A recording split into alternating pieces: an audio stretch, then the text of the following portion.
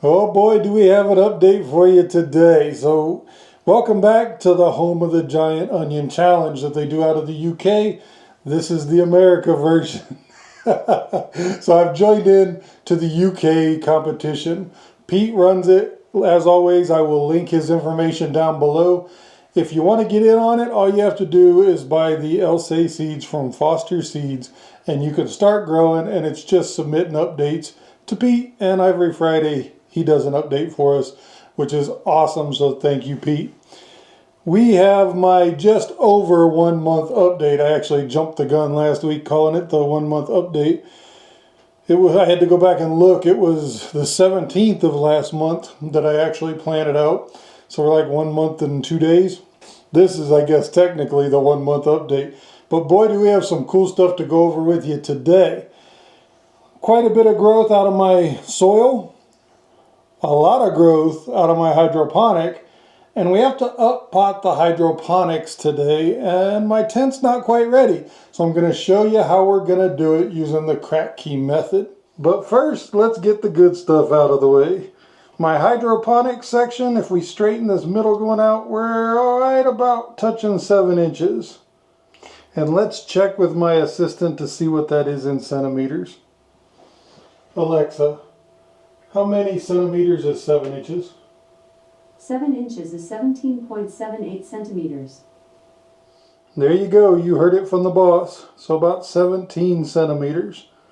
Now these were stunted a little bit. They were kind of behind. They were my smaller ones anyway when I decided to put them in water. And on to what I think is my biggest onion. We're looking almost touching 10.5 inches.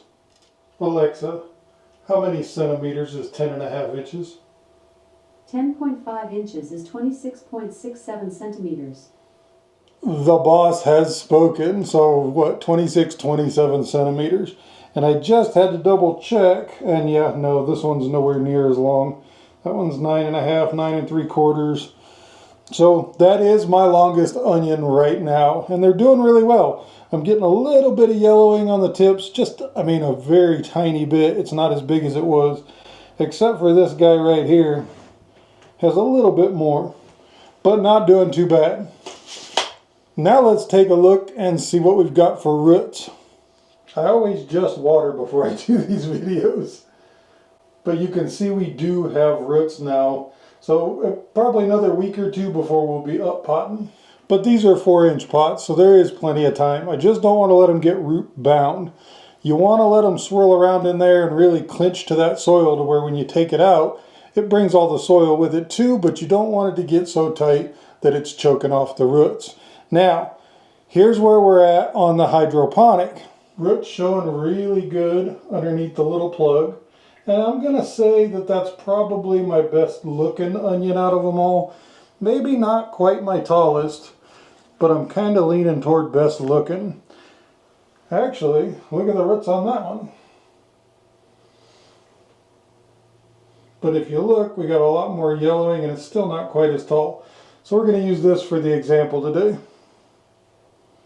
For those who haven't done it, the crack key method is probably the easiest way to do hydroponics. And one of the best ways that I learned, again watching videos like everybody else, is using the quart-sized mason jars. Use the quart-sized mason jars, get you a 3-inch net pot. This I just pulled out of there, so yeah, we're leaking like crazy.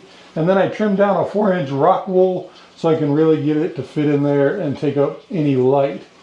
Then all you're going to do is fill this jar up to start, probably until it's about at this first line right here. You want to leave an air pocket in there. That's how the crack key method works. As the roots grow down and it starts drinking water, you've got an air pocket in there, and that's where they get their air from. Now I've already gone through and pH'd the water at about a 5.5 and added my nutrients to it, which I'm going to be using the Tower Garden nutrients. For this one, the Tower Garden nutrients are just easy. It's 20 milliliters per gallon of A and 20 milliliters per gallon of B. Just makes it really easy. So it was 10 milliliters and 10 milliliters because we're at a half a gallon. Very simple. So you might be able to see the water level in there. We're only coming part way up. That's good.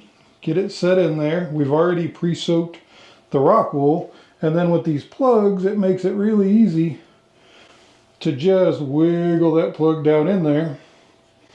And then I kind of push the rock wool all together. Now it's going to grow from where you saw it coming out into the new rock wool, down through and into the water. And it's that simple. You don't need air bubbles, you don't need electricity, nothing. And then that also makes it real portable to where if you're picking it up, taking it to the greenhouse, putting it in a tent, taking it out on the front porch on a sunny day, bringing it back inside, you can still do that. And that water is going to last quite a bit. Plus it'll be cool because I can lift this right out on my update videos and we can take a look at the roots in real time, which is something you can't do with soil. And I have another jar behind me ready to go that we're going to take the next biggest. And the rest of them can stay in a jar like this just when you're watering your tower gardens, your other hydroponic systems that are out there, whatever it might be. You just pour some of that water in here and they keep feeding just like they would in the crap key method. One thing I'm looking at here though is, look at the roots on that one. And if you're going to get into any hydroponics, there's a few things I suggest you just go ahead and buy. Get you a good pH meter, cheap on Amazon, like 13 bucks. Get you an EC meter, parts per million meter. I think it's ppm EC or EC ppm. Get you a good meter for that. And just go ahead and get you a little thing of syringes for like 3 bucks off of Amazon. It's easy to drop the exact milliliters. You're not going to be spilling it and wasting stuff you spent good hard-earned money on. And get yourself some kind of a water filter if you're using tap water, but you can use bottled water too. I just went ahead and put a new filter in this Brita, and I have a Berkey behind you, and I'm shocked at what this Brita just did to the water using my test meters. So I think a future video is going to be doing a couple comparison tests on water filters. And from everything I've looked up online, it looks like somewhere around 5.5 to 6.8 is what onions like in the pH. I tend to set all my stuff at 6, so we should be good to go. And before I go, I just want to say, Jimmy, good to have you back.